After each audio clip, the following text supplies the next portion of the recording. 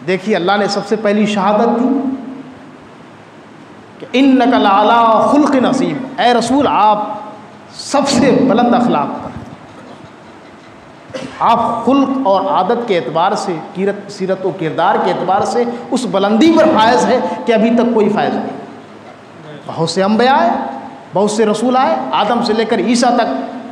کم و بیش 1,24,000 پیغمبران اعظام اس دنیا میں آئے، لیکن سیرت کی جامعیت اور سیرت کا کمال جو پوری زندگی، پوری انسانی زندگی کے لیے آئیڈیل ثابت ہو، نمونہ ثابت ہو، وہ صرف آپ کی ذات ہے، وہ صرف آپ کی ذات ہے۔ بے شک تمام انبیاء کرام صاحب کمال ہے کہ نہیں؟ تمام انبیاء کرام صاحب کمال ہیں۔ لا نفرق بین احد من رسولہ، ہم کسی رسول کے درمیان تفریق نہیں کرتے کہ یہ کم اچھے ہیں یہ زیادہ اچھے، تفریق نہیں کرتے، سب صاحب کمال ہیں۔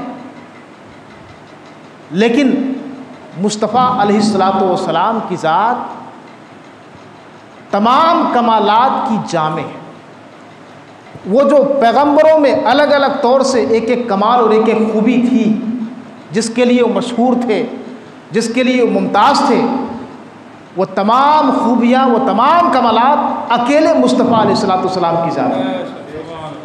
سمٹ کر آئے۔ آدم سے لے کر کے عیسیٰ تک تمام پیغمبروں کی زندگی آپ جب پڑھیں گے تو کسی کے اندر جلال دیکھیں گے، کسی کے اندر کمال دیکھیں گے، کسی کے اندر جمال دیکھیں گے، کسی کے اندر شجاعت و بہادری دیکھیں گے، کسی کے اندر سیاست و بصیرت دیکھیں گے، کسی کے اندر حکمت و فراست دیکھیں گے، کسی کے اندر آپ صبر و تواضع دیکھیں گے، کسی کے اندر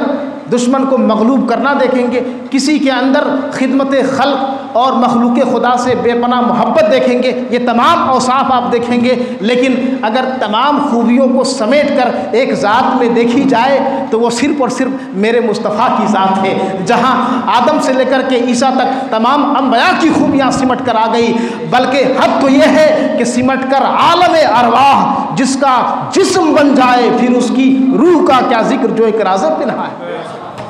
تمام روحوں کو سمیٹ کر اگر جسم بنایا جائے تو وہ صرف مصطفیٰ کا جسم ہوگا، پھر ان کی روح کا کیا ذکر کریں گے؟ تم اصل میں ایجاد دو عالم کا سبب۔ اس لیے پرفیکٹ اور مکمل طور سے آئیڈیل آپ کی ذات، سیرت کے اعتبار سے کہ انسان اپنے لیے زندگی میں کس کو فالو کرے، کس کس طریقے پر زندگی گزارے، تو رسول اللہ صلی اللہ علیہ وسلم کی ذات، کیونکہ آپ کے بعد کسی نبی کو آنا نہیں، ختم نبوت آپ پر ہے، تو لازم تھا کہ ہر پہلو زندگی کا آپ کے اندر۔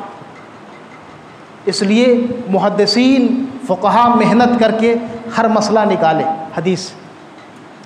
ہمارے زندگی کے معاملات کے، عبادات کے سب مسئلے نکالے۔ صوفیہ نے اخلاقیات سے نکالا، صوفیہ نے اخلاقیات کا پہلو لیا،